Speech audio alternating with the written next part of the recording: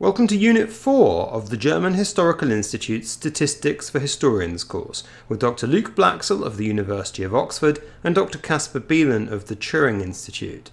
In this fourth unit, we're going to be introducing SPSS. Hi, this is SPSS Statistics, which is a highly respected piece of statistical software. You can do all of the things that I am going to mention in Excel, however, and I'll put some links on this tutorial as to how you can clue yourself up on how to do things in Excel as well.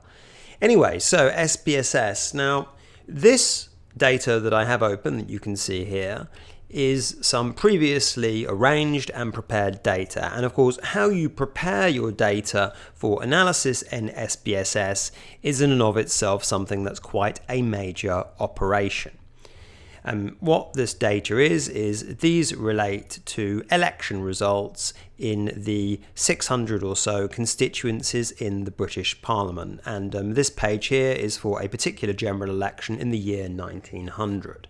The data I have is the name of the constituency, which is just there for my own reference, the Unionist or Conservative vote party percentage, their turnout, the turnout, i.e. how many percentage of the electorate that voted in those constituencies, and then I have some other particular sort of information relating to these constituencies. So for example, I've got region coding here, I've got class coding, which is something that someone has, a political scientist has done, and then also another couple of measures as well.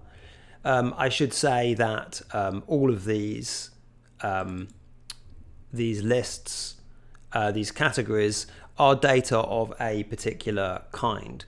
So the two scale variables here are the Unionist percentage of the vote and the turnout percentage. They can just be any number.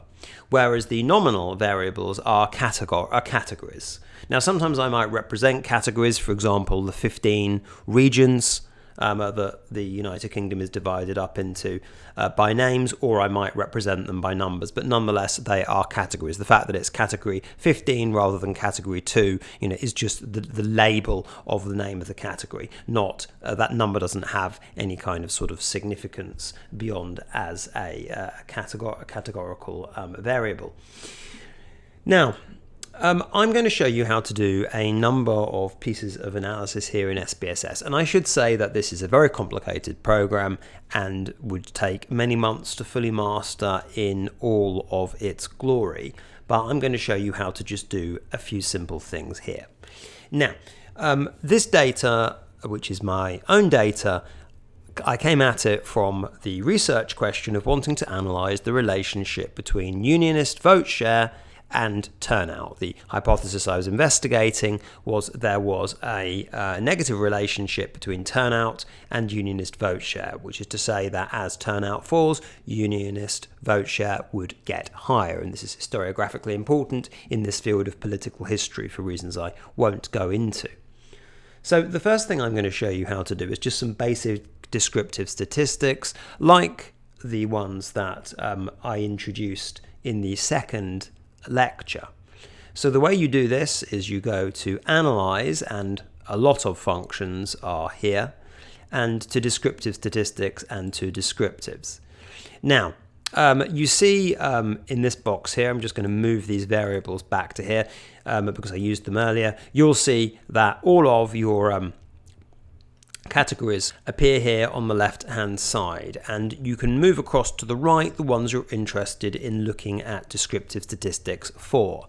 Now, the only two variables we have here which are actually numerical and not categorical are Unionist vote and turnout. So I have to move both of them across. It doesn't matter in what order, and then click OK. There are some options on, if you want various other sorts of statistics, for example, than the standard ones that you can click, but I'm just going to go with the basic ones. You'll then see this box open, which is a sort of the reports box, which is where you find where SPSS tells you the results of all of your analysis. And here, just some very, very basics really. You can see here that the minimum Unionist vote percentage 18.2 the maximum 78.6% within the data, the mean unionist percentage 51.6, standard deviation of 8.15, and then you have the same kind of statistics there for turnout, minimum 52, maximum 91, mean 76, standard deviation 7.8. So just some basic statistics there, and as I say, you can get other basic descriptive statistics from using that options box. Now let's have a look at correlation now. Now obviously what we're interested in here, the correlation between unionist vote share and turnout. Again, see my introduction to correlation in a previous lecture. So we'll go to analyze here, and we'll go to correlate, and we'll go to bivariate. Now as you can see, it's a similar setup here. Once again, I'm going to move these two variables here across. Again, there are some options that you can click if you want to, but I'm going to keep it as it is. Now, it says here that there are 3 correlation coefficients here.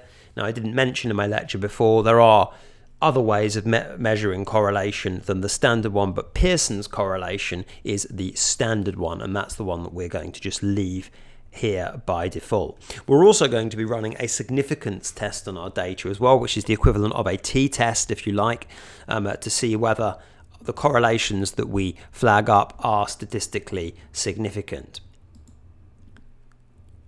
So here are the results. Now it's just a slight quirk of SPSS that it actually reports these things twice, but it doesn't really matter which one you look at. The business end is here. You can see a Pearson's correlation, a negative correlation of minus 0.31, which is a moderate to small negative correlation between unionist vote share and turnout. Now, those two little stars there indicate that this result is highly significant. It's actually significant at the p is 0.01 level. If it was a single star, it would be significant at the p is 0.05 level, but this is p 0.01 significant. It's a super significant result. So, you know, a medium to weakish correlation, but nonetheless highly significant. So that is the basic way in which you do correlation coefficients, and as you can see, you automatically get a significance sort of bundled in with them. Next thing I'm going to show you is a scatter plot. Now this is potentially very, very interesting and very powerful. It's where we get a little bit graphical. So we go to graphs and go to chart builder. Lots of options here, as you can see, but where we want to go is the scatter dot option. I'm just going to click the basic one here and drag it across, and you'll see this sort of kind of prototype graph appearing. Now, again, it's a question of dragging some of these variables across. You know, what we're interested in here is the dependent variable here is the unionist percentage, independent variable being turnout, and I'm going to put them on the x and y axis respectively. Then I'm going to click OK. We'll have here a very interesting graph. Now, as you can see, turnout here on the y-axis, unionist vote share on the x-axis, and each of these dots here representing one of those 600 or so individual constituency results.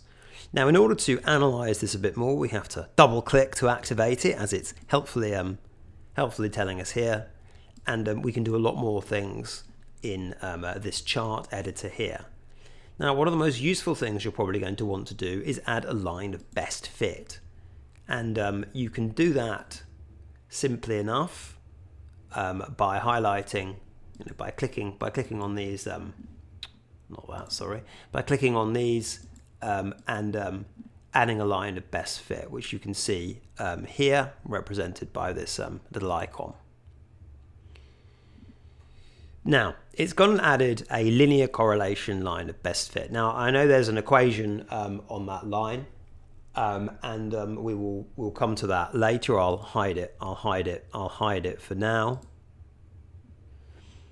And this shows us the line here of best fit. As you can see, there's a negative correlation because that's what we would expect there to be. Now, you can do quite a few more things with this, but that's the main way of getting this line. You can see here the statistic here, r squared.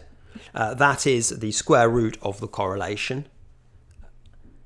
And that is also a kind of a determinant on, if you were to use this line here to run a regression analysis, as we will do in a minute, that's a kind of an indicator of how reliable that regression would be, or how much of the change in unionist vote can be explained by turnout. In this case, this R square is very, very low.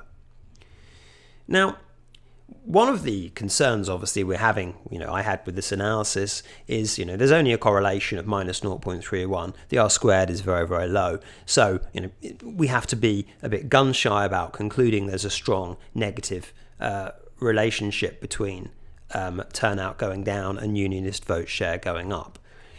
Now, I became kind of, I suppose, quite concerned about some of these outlying kind of results that I can see here. Occasions where, for example, the turnout was actually very low, but the unionist vote share, was also very low. Or occasions where the turnout was very high, and the unionist vote share was very high.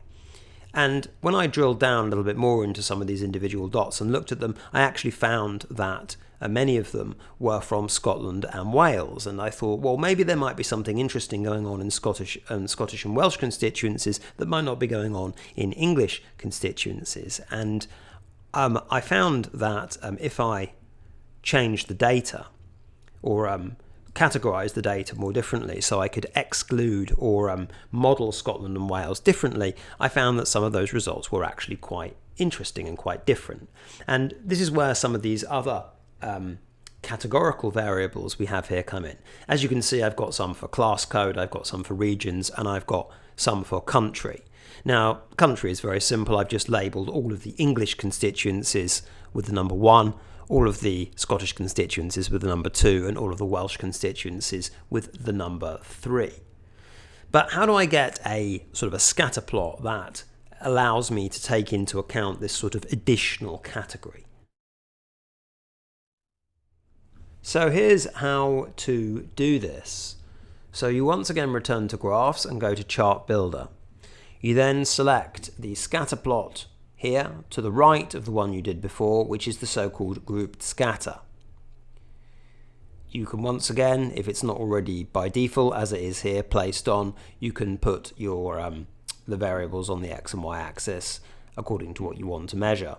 In order then to ask SPSS to take account of this new variable that you're interested in taking account of, in this case it's country, you would drag country into this set color area. Then press OK, and you're going to get another one of these graphs. Presented here with the countries in different colours, 1 for England, 2 for Wales, 2 for Scotland, and 3 for Wales.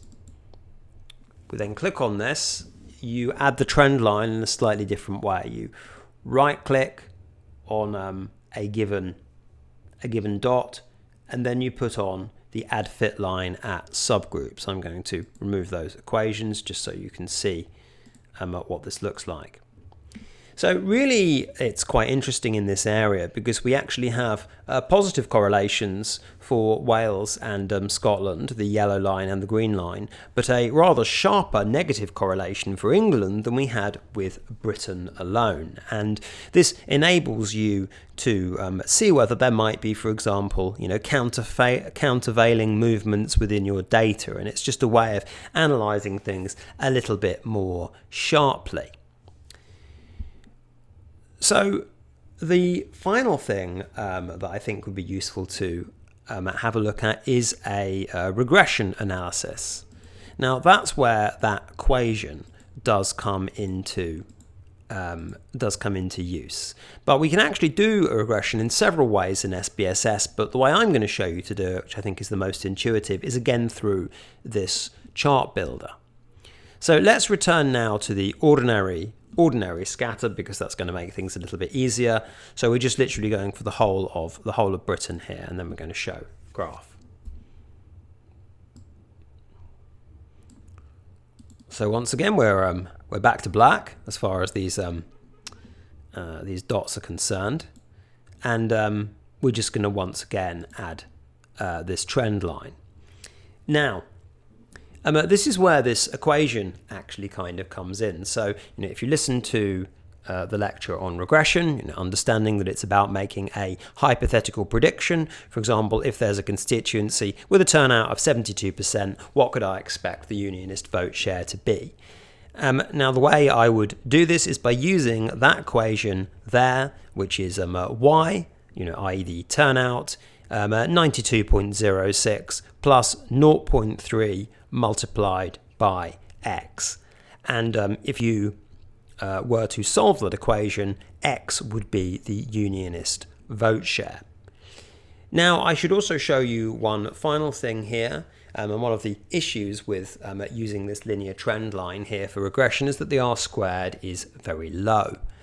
But you can also experiment with different sorts of trend lines here, which I think is quite useful and quite valuable. Now, I'm going to actually just do this again to show you this more elegantly. We're going to again use the chart builder. We're just going to push through and press OK. Again, we're going to go back to the chart editor, and we are going to add this line. It's coming up with a linear trend line now, but what if we move it to a quadratic? Maybe that might fit better. And sure enough, you do find that quadratic trend line here fits better. You could also, because its R squared has increased to 0.3. You could also try a cubic as well, in which case that's actually an even higher R squared. And so you can run regressions. Admittedly, the mathematics is a bit more complicated based upon those trend lines. And it might be that a quadratic line, it might be a cubic line, might be a better fit for your data, and thus you'll find the R squared will increase. But fundamentally, that's how you can run a regression analysis. You just need to get the regression equation, and the regression equation is displayed, simplest there, with linear regression, of course, on the actual line itself.